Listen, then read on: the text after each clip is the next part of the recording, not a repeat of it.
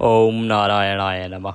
आप सभी को निर्जला एकादशी की ढेरों शुभकामनाएं। प्रिय दर्शकों, आज के इस वीडियो में हम बात करेंगे कि निर्जला एकादशी का व्रत किस दिन किया जाना है, कैसे व्रत करना चाहिए, क्या विधि है, कब जल पी सकते हैं, कितना जल पी सकते हैं, क्या व्रत को निर्जला ही रखना आवश्यक है, सजला रख सकते हैं क्या, अर्थात जल पी सकते हैं क्या, यह क्या खाना चाहिए निर्जला एकादशी के व्रत में, निर्जला एकादशी के पूजन विधि क्या होती है, निर्जला एकादशी के दान क्या होते हैं, क्या हमें दान करना चाहिए, कौन सी वो वस्तु है जिसको दान नहीं करना चाहिए। इस प्रकार से निर्जला एकादशी के बारे में आपको संपूर्ण जानकारी इस वीडियो के माध्यम से प्रदान की जाएगी। आप देख रहे हैं देवभूमि ज्योतिष संस्थान का प्रतिष्ठित यूट्यूब चैनल देवभूमि धार्मिक। हम यहाँ पर जो भी जानकारी देते हैं वो ज्योतिष शास्त्र, पंचांग और पुराणों पर आधारित होती है। इधर उधर की बातें नहीं करते।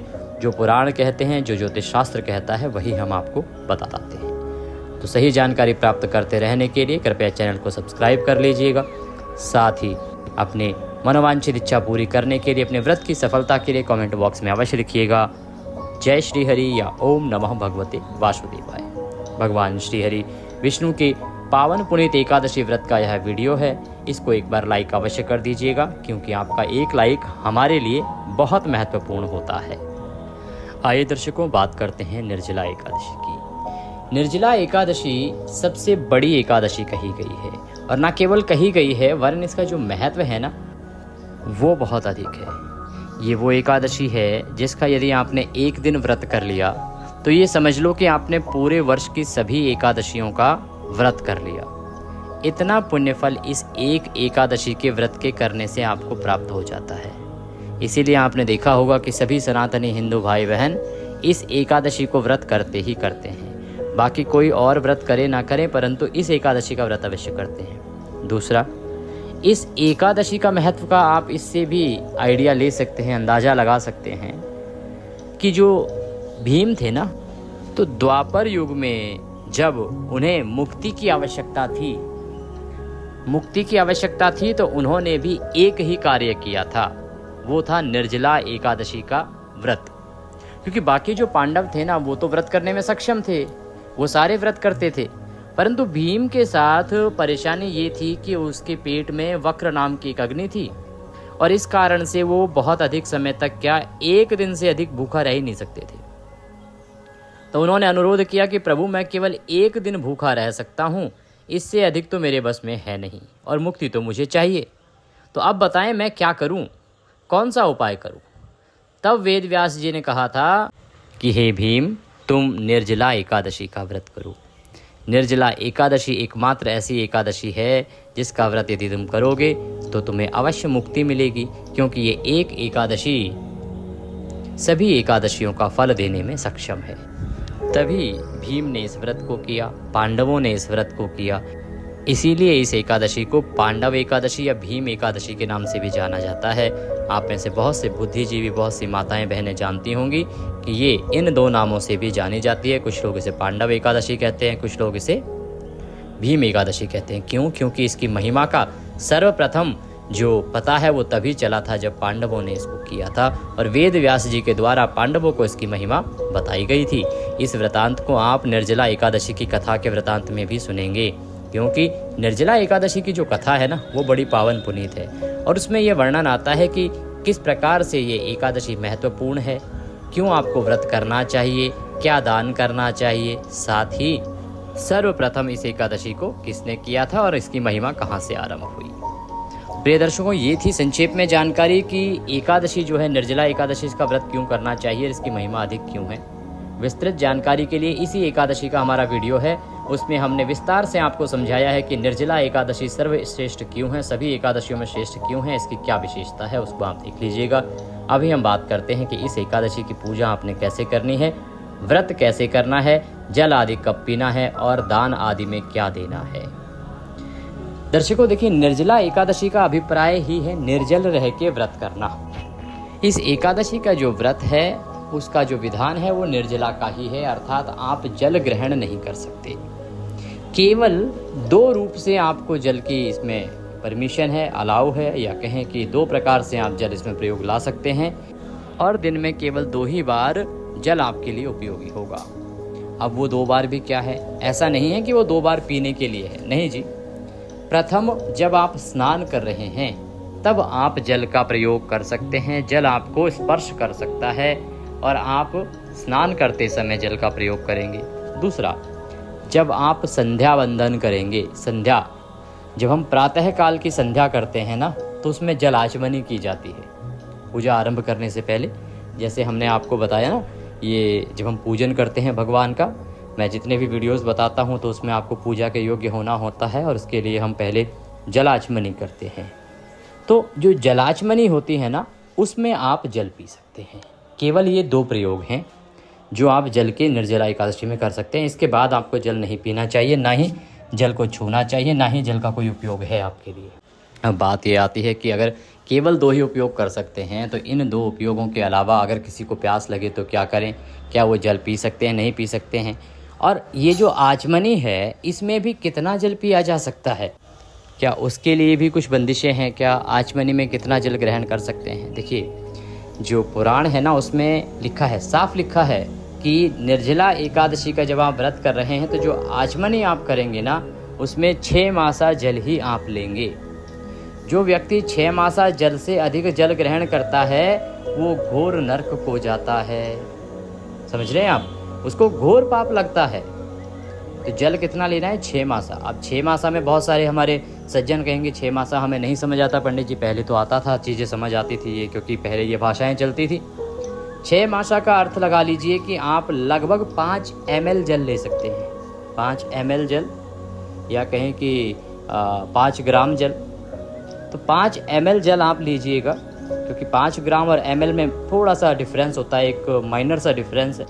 तो 5 ml जल हो गया करीब 6-7 बूंदे। 6-7 बूंदों में लगभग 5 ml जल आ जाता है। इतना ही जल आप केवल ले सकते हैं एक बार में। अच्छा, हम बात करें कि हमारे बहुत सी माताएं बहनें ऐसी भी हैं जो निर्जला व्रत करती हैं। वो क्या करती हैं कि सुबह जब वो स्नान आदि से निवृत्त हो जाती हैं तो तुलसी के पत्ते के साथ अपनी अंजलि में जल भर के पी लेती हैं, कि जितना भी जल आ जाए उसमें अंजलि में लगभग उतना ही आता है। किसी के यदि ज़्यादा आ जाता हो तो आप थोड़ा सा ध्यान दीजिएगा, ऐसा नहीं कि आप अंजलि में अधिक जल भर के पिएं। तो वो नियम भी प्रचलित है और आप उस नियम से भी इसका पालन कर सकते हैं, परंतु अधिक जल की मनाही ही है। जो माताएं बहनें ऐसा करती हैं वो भी ये समझिए कि संध्या के रूप में जो जल अर्पित किया जाता है उतना ही जल आपकी अंजलि में आता है, वो पीती हैं। तो आपने इस प्रकार से जलाचमनी करके आप जल पी सकते हैं। आगे पूजा विधि जब आपको बताएंगे इसी वीडियो में तो आप समझ पाएंगे कि वो पूजा विधि में किस प्रकार से आपको जलाचमनी करनी है, किस प्रकार से जल पीना है। ये 2 प्रयोग हैं जल के निर्जला एकादशी में। इसके अतिरिक्त जल का कोई उपयोग नहीं हो सकता अगर आप निर्जला एकादशी का निर्जल व्रत कर रहे हैं तो। अब बात ये आती है कि पंडित जी व्रत तो सभी लोग करना चाहते हैं, लेकिन सबके लिए ये तो संभव नहीं है कि निर्जल रह के व्रत करें, क्योंकि इतनी बड़ी एकादशी है। इतनी बड़ी एकादशी का पुण्य कौन छोड़ना चाहेगा? ये तो बहुत बड़ा अवसर होता है हमारे लिए, ये एक बहुत बड़े अवसर का समय होता है और इस अवसर को कौन अपने हाथ से गंवाना चाहेगा। तो यदि आप भी इस अवसर में शामिल होना चाहते हैं, इस अवसर का उपयोग करना चाहते हैं, भगवान का आशीर्वाद पाना चाहते हैं, तो व्रत अवश्य कीजिए। निर्जल ना कर सकें कोई बात नहीं, व्रत अवश्य कीजिएगा। आप जल पीते हुए व्रत कीजिएगा। अब सवाल आता है कि अभी तो कहा अगर अधिक जल पी लिया, 5 ml से ज़्यादा जल ग्रहण कर लिया तो आप घोर पाप में जाएंगे। अंतर समझिए, जब आप निर्जला एकादशी का निर्जल रह के व्रत करने का संकल्प करते हैं और तब यदि आप जल पीते हैं 6 मासे से ज़्यादा तो आपको घोर कष्ट होते हैं, घोर पाप लगता है। लेकिन यदि आप व्रत का संकल्प ही सजला करेंगे तो उसमें कोई दोष नहीं है। देखिए, व्रत का जो निर्धारण है ना दोष का, वो ऐसे होता है कि आपने संकल्प क्या लिया है। अगर आपने निर्जला एकादशी पे निर्जल रह के व्रत करने का संकल्प लिया है तो निश्चित रूप से आपको निर्जल रहना पड़ेगा। और जल पिया आपने तो दोष लगेगा। परंतु यदि आप इस एकादशी का व्रत सजला करेंगे कि प्रभु आज हम निर्जला एकादशी का व्रत कर रहे हैं, परंतु हमारी जैसी जो सामर्थ्य है, हमारी शारीरिक जो हालात है उसके अनुसार हम जल ग्रहण करते हुए सजला व्रत करेंगे, तो उसमें आप जल ग्रहण कर सकते हैं, दोष नहीं लगेगा। परंतु अवसर को ना जाने दें, अवसर को ना जाने दें। निर्जला एकादशी बार बार नहीं आती। फिर बता रहे हैं आपको, जो लोग एकादशियों का व्रत नहीं करते हैं वो भी ध्यान दें कि इस एकादशी को आपने हाथ से नहीं जाने देना है। ये आपके जीवन को बदल सकती है। ये एकादशी वो एकादशी ही नहीं है जो कि आपको जीवन के बाद में अर्थात परलोक में आपके काम आएगी। ये वो एकादशी है जो इसी लोक में आपके काम आ सकती है। इस एकादशी पर कुछ दान ऐसे हैं, कुछ पुण्य के कार्य ऐसे हैं जो आपके वर्तमान को सुधार सकते हैं। निर्जला एकादशी आपके वर्तमान को सुधारने की भी सामर्थ्य रखती है। इसीलिए इस एकादशी पर व्रत कीजिए। निर्जल ना कर पाएँ कोई बात नहीं, सजला कीजिए, परंतु व्रत अवश्य कीजिए। दूसरा, दान अवश्य कीजिए, कथा श्रवण अवश्य कीजिए। जितना होगा, जितना दान देंगे उतना अधिक पुण्य आपके लिए फलित होगा। क्या दान दे सकते हैं उसके बारे में आगे वर्णन करेंगे। अभी जानते हैं कि आपने इसका पूजन करना कैसा चाहिए, क्या विधि होनी चाहिए निर्जला एकादशी के व्रत पूजन की। तो निर्जला एकादशी का व्रत पूजन करने के लिए सबसे पहले तो सूर्योदय से पहले आपको उठ जाना चाहिए। उठने के बाद स्नान आदि करके स्वच्छ वस्त्र से धारण कीजिए। स्नान करेंगे तो ध्यान दीजिएगा कि मुख में जल ना जाए, इसका विशेष ध्यान दीजिएगा। इसमें टूथब्रश आदि जो करते हैं उसकी मनाही है, मंजन आदि की मनाही है, क्योंकि उस सब में केमिकल होता है। तो प्रयास कीजिए कि आप वह टूथपेस्ट या मंजन प्रयोग कीजिए जो व्रत के लिए बने होते हैं। स्वच्छ वस्त्र धारण करके और व्रत का पूजन और संकल्प आदि आरंभ करेंगे। इसके लिए जो सामग्री चाहिए वो आप एक बार नोट कर लीजिए, उसको एकत्र कर लीजिए। सामग्री को इकट्ठा करके और पूजा का जो स्थान है आपका, जहाँ भी आप पूजन करते हैं एकादशी व्रत की या दैनिक पूजन, उस स्थान पर आसन लगा के बैठ जाइएगा। अपने मंदिर की साफ सफाई अवश्य कर लीजिएगा। सामग्री के रूप में आपके पास होना चाहिए भगवान श्री हरि विष्णु की एक तस्वीर या प्रतिमा। इसके अतिरिक्त रौली, मौली, पान, सुपारी, लौंग, इलायची, धूप, दीप, नैवेद्य। नैवेद्य का अभिप्राय हो गया भगवान का भोग। भोग के रूप में जो भी वस्तुएं आपके पास उपलब्ध हों, आप मिठाई ले सकते हैं, मिश्री ले सकते हैं, इसके अतिरिक्त फल ले सकते हैं। नैवेद्य के अतिरिक्त जनेऊ आपके पास होनी चाहिए। जनेऊ के अलावा इत्र आपके पास होना चाहिए। पुष्प आपको लेने हैं, फूलों की माला आपके पास होनी चाहिए भगवान को अर्पित करने के लिए। तांबे का लोटा एक ले लीजिएगा। दान करने के लिए इसमें जो भी वस्तु हो उसको रख सकते हैं, परंतु घड़ा अवश्य दान कीजिएगा। वो घड़ा पहले ही ला के रख लीजिएगा और उसको भी अपने पूजा स्थल पर अवश्य रखिएगा, क्योंकि हम आपको दान की और उस घड़े के दान के साथ पूजा की विधि बताएंगे। तो ये सारी सामग्री है। इस सारी सामग्री को आप एकत्र कर लीजिए और आसन लगा के उत्तर दिशा की ओर मुख करके बैठ जाएं। सबसे पहले हम सामग्री का स्थान का शुद्धिकरण करेंगे, तदोपरांत हम आचमनी करते हुए, संकल्प करते हुए पूजन में आगे बढ़ेंगे। एक लोटा जो है तांबे का ना, उसको मांझ लीजिए। उसमें पहले गंगा जल भरिए, फिर उसमें शुद्ध जल भरिए और उसके बाद उस पुष्प से एक पुष्प लीजिए। पुष्प से सभी सामग्री पर स्थान पर छींटे दीजिए। इससे उस स्थान का और सामग्री का शुद्धिकरण होगा। ओम पवित्रो अपवित्रवांग सर्वांग वस्थांगतोपि वाम यह स्मरेत पुंडरीकाक्षं सवायंतरः शुचिः ओम। इस प्रकार से आप स्थान का पवित्रीकरण करेंगे, सामग्री का शुद्धिकरण करेंगे। अब आप जल आचमनी करेंगे। जल आचमन की विधि क्या है देखिए। अपने सीधे हाथ में एक चम्मच से, जो आचमनी होती है ना, छोटी सी आचमनी होती है, उससे जल लीजिए। जल लेके और हाथ धो लीजिए। ओम हस्तो प्रक्षालनम। एक एक मंत्र पर एक एक आचमनी करनी है। अब वो जो आचमनी जो होती है ना, वो बहुत छोटी सी होती है। उसमें जो जल आता है वो करीब 1 या 1.5 ml जल ही आता है। इस प्रकार से 3 मंत्रों पे 3 बार जलाचमनी होती है और वो लगभग 6 मासा जल ही आपके पेट में जाता है। वो उसकी जो पैमाइश है वो इतनी ही है लगभग। तो उसके अनुसार आपको जल लेना है। अपने सीधे हाथ पे जल लीजिएगा। एक बार मंत्र पढ़ेंगे, एक आचमनी करेंगे, पुनः जल लीजिएगा, पुनः आचमनी कीजिएगा। इस प्रकार से आपने आचमनी करनी है। ओम माधवाय नमः। एक आचमनी से जल लीजिए, अर्पित कीजिए, पी लीजिए। ओम केशवाय नमः। जल लीजिए, पी लीजिए। ओम नारायणाय नमः। जल लीजिए, पी लीजिए। इस प्रकार से जो आचमनी आती है उसे 3 बार आपने आचमनी करी है। ओम ऋषिकेशाय नमो नमः। हाथ में जल लीजिए और हाथ धो लीजिए। इस प्रकार से आपने आचमनी करनी होती है 3 बार, और ये 6 मासा जल ही इसमें कुल मिला के जाता है। जल आचमनी करने के बाद, हाथ धोने के बाद अपने आप को तिलक कीजिए, मौली बांधिए। अब आप पूजा के लिए तत्पर हैं, तैयार हैं। पूजन आरंभ करेंगे। सबसे पहले भगवान की स्थापना कीजिए। स्थापना करने के लिए भगवान की तस्वीर या प्रतिमा लीजिए। उसको चौकी पर पीला वस्त्र बिछा के स्थापित करेंगे। चौकी है तो चौकी लीजिए, उस पर पीला वस्त्र बिछाइए और भगवान को आसन के रूप में पुष्प दीजिए। निवेदन कीजिए कि भगवान, ये फूल हैं, ये हम आपको आसन के रूप में अर्पित कर रहे हैं, इसे स्वीकार करें और इन पर विराजमान हों यहाँ पर। और आप विराजमान कर दीजिए भगवान की तस्वीर या प्रतिमा को। जिनके पास चौकी नहीं है तो वो जो भी आपके पास उपयुक्त स्थान है वहाँ पर पूजन कर सकते हैं। अगर आपके पास कच्चा स्थान भी है तो वहाँ भी कर सकते हैं। आपके पास आप पृथ्वी पर रखकर भी पूजन कर सकते हैं। सफाई का, शुद्धि का बस ध्यान रखिएगा। किसी भी पवित्र स्थान पर आप पूजन कर सकते हैं। आसन के रूप में भाव रखते हुए कि भगवान ये हम आपको आसन दे रहे हैं, इसको स्वीकार करें, ऐसे आसन दीजिएगा और भगवान को विराजमान कर दीजिएगा।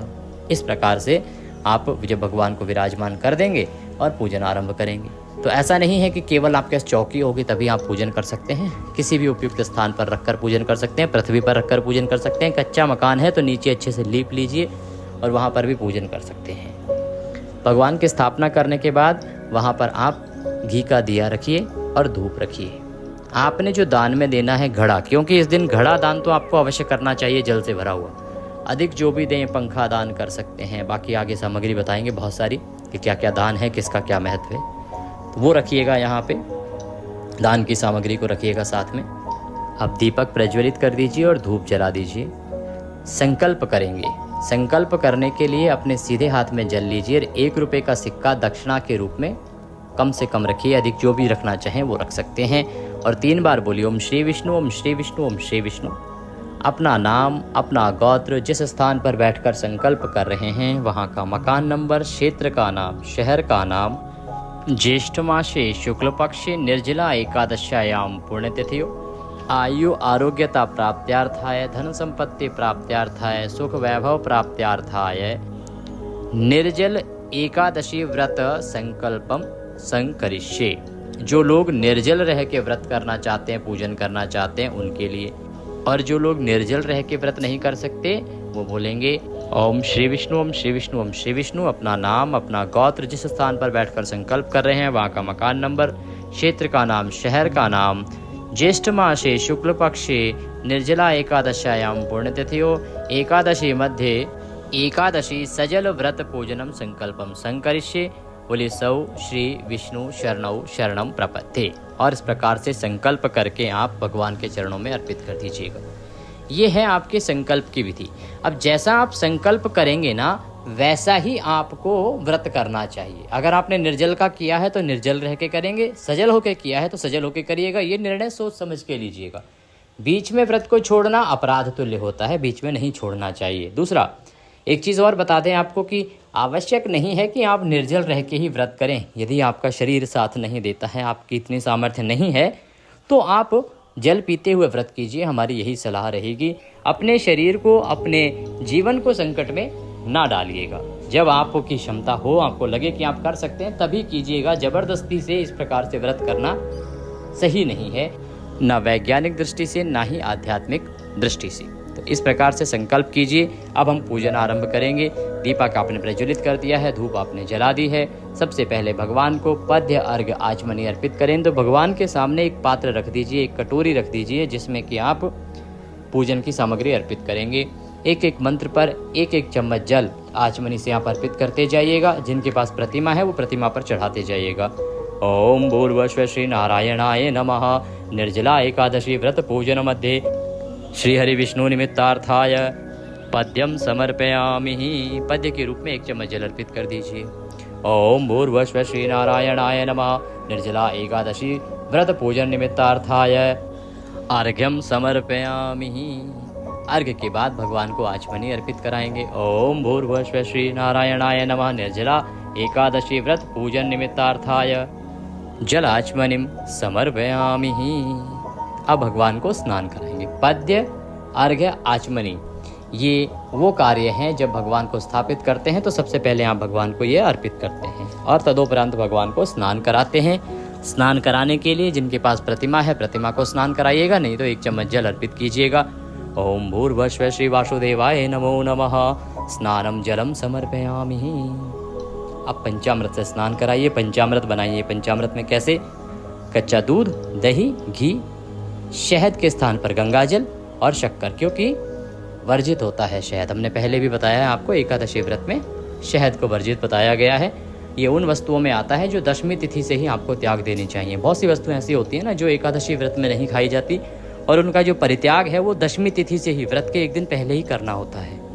अगर आपको ज्ञात ना हो तो कमेंट बॉक्स में लिख के पूछ लीजिएगा, हम आपको अवगत कराएंगे। हमने पहले भी वीडियो बनाया है इस विषय में कि कौन सी वस्तुओं का त्याग आपको कब करना चाहिए। तो शहद का त्याग आपको दशमी तिथि से आरंभ करके द्वादशी तक करना चाहिए। तो पंचामृत से स्नान कराने के लिए पंचामृत को फूल पर लगा लीजिए और वह फूल भगवान को अर्पित कीजिएगा। ओम भूर्भुवः श्री वासुदेवाय नमो नमः पंचामृतम समर्पयामि। पंचामृत के बाद शुद्ध जल से स्नान कराएंगे। शुद्ध जल से स्नान कराने के लिए 1 चम्मच जल अर्पित कीजिएगा। ओम भूर्भुवः श्री वासुदेवाय नमः शुद्धोदक स्नानम शुद्ध जलम समर्पयामि। भगवान को वस्त्र अर्पित करेंगे। वस्त्र के रूप में मौली का 1 टुकड़ा तोड़िएगा और वह मौली का 1 टुकड़ा भगवान को अर्पित कीजिएगा। वस्त्रम उपवस्त्रम यज्ञोपवीतम। अब यज्ञोपवीत अर्पित करेंगे। यज्ञोपवीत अर्थात जनेऊ लीजिएगा। जनेऊ पर थोड़ा सा तिलक कर लीजिएगा रौली का और उसके बाद वह अर्पित करेंगे। ओम भूर्भुवः श्री वासुदेवाय नमः यज्ञोपवीतम समर्पयामि। यज्ञोपवीत अर्पित कीजिए। यज्ञोपवीत अर्पित करने के बाद तिलक अर्पित करेंगे। तिलक अर्पित करने के लिए तिलक लीजिए, मंत्र के साथ अर्पित कीजिएगा। ओम भूर्भुवः श्री वासुदेवाय नमः तिलकम समर्पयामि। तिलकम लगाइए, भगवान को चंदन का तिलक लगाइए। तिलक लगा के फूलों की माला अर्पित करेंगे, पुष्प अर्पित करेंगे। ओम भूर्भुवः श्री वासुदेवाय नमः पुष्पम समर्पयामि। माल्यार्पणम कुरु। माला पहनाइए भगवान को, माला अर्पित कीजिए। माला अर्पित करने के बाद धूप दिखाएंगे, दीप दिखाएंगे। ओम भूर्भुवः श्री वासुदेवाय नमः धूपम दर्शयामि दीपम दर्शयामि। भगवान को धूप दिखाइए, दीप दिखाइए और उसके बाद नैवेद्य अर्पित करेंगे, अर्थात भगवान को भोग के रूप में मिठाई, फल या जो भी आपके पास कुछ है वो अर्पित कीजिए। मिश्री भी चढ़ा सकते हैं, फल भी चढ़ा सकते हैं या कोई मिठाई चढ़ा सकते हैं। ओम भूर्भुवः श्री वासुदेवाय नमः नैवेद्यम समर्पयामि। नैवेद्य अर्पित कीजिए। नैवेद्य के बाद जलाचमनिम कुरु। ओम भूर्भुवः श्री वासुदेवाय नमः जलाचमनिम भोजनान्ते जलाचमनिम समर्पयामि। भोजन के बाद वाली जलाचमनी कराई। अब भगवान को तांबूल अर्पित करेंगे। तांबूल कैसे? 1 पान का पत्ता लीजिए, उसमें 2 लौंग, 2 इलायची, 1 सुपारी रखिए, पान का बीड़ा बनाइए और वह भगवान को चढ़ाइए। ओम भूर्भुवः श्री वासुदेवाय नमः तांबूलम समर्पयामि। तांबूलम पूंगी फलम शुभ दक्षिणायाम। दक्षिणा अर्पित कीजिए भगवान को। ओम भूर्भुवः श्री वासुदेवाय नमः शुभ दक्षिणायाम समर्पयामि। हाथ जोड़ के भगवान से प्रार्थना कीजिए कि हे परमेश्वर, हे भगवान श्री हरि विष्णु, आज के दिन हम आपका यह निर्जला एकादशी का पूजन कर रहे हैं। इस पूजन को स्वीकार करें और व्रत को हम सफलतापूर्वक कर पाएं, इतनी हमें शक्ति प्रदान करें। इस प्रकार से भगवान को नमन करते हुए बैठ जाइए और कथा श्रवण कीजिए। निर्जला एकादशी की कथा सुनिए। कथा सही ही सुने। यूट्यूब पर जो अगर कथा सुनते हैं आप तो ध्यान दीजिएगा कि यूट्यूब पर बहुत सारे चैनल जो हैं किसी भी कथा को किसी भी नाम से चला देते हैं। तो कथा का श्रवण करते समय सही चैनल का प्रयोग कीजिएगा, उपयोग कीजिएगा। अगर आप हमारे चैनल पर नए हैं तो उसको सब्सक्राइब कर लीजिएगा।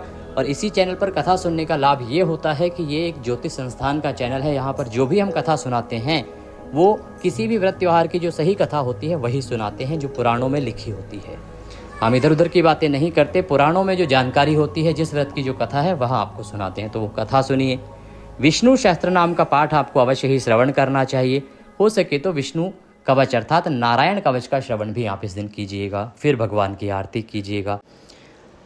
जो आपकी दान की वस्तुएं हैं ना, उनको रखिएगा, जो भी आप दान देना चाहते हैं। और घड़े का दान तो आपको अवश्य रूप से कम करना ही है, जल भर के उसको रखिएगा। उनका पूजन कीजिएगा। पूजन कैसे? उनको रख के पहले जल के छींटे दीजिए, उसके बाद तिलक कीजिए, उसके कंठ पे मौली बांध दीजिए, फूल अर्पित कीजिए, हाथ जोड़ के नमस्कार कीजिए और उसके बाद वह आप मंदिर में जाके किसी ब्राह्मण को दे दीजिए। मंदिर में दे आइए, जो भी उपयुक्त स्थान है वहाँ पर उसको दान दीजिए। पर आपने आज के दिन घड़े का दान जल को भर के अवश्य करना है, इसका ध्यान रखिएगा। ये आपने देखी पूजा विधि क्या है, ऐसे आपने पूजन करना है। दान जो है घड़ा अवश्य करना है। इसके अतिरिक्त अब और क्या दान है जो आपको करने चाहिए, उसके बारे में बात करते हैं संक्षेप में। निर्जला एकादशी पर अन्नदान का बड़ा महत्व है। जितना हो सके अन्नदान कीजिए, भंडारे करवाइए, लंगर लगवाइए।